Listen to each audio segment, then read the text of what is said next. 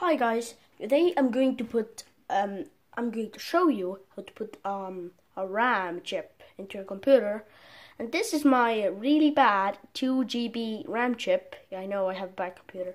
I'm gonna show you how to put it in when you have a PC. You just go in your PC. You see my PC shit. You you see? Okay, you see them. You see the slots right here. You have to open these clips that are already open for me. So you just stick it in here.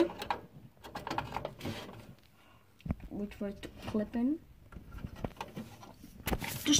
And then just clip it in. Yeah, and I have my RAM. And that was a tutorial how to put your RAM chips in. And I couldn't really do it that fast because I was recording. So bye bye everybody, and see you later.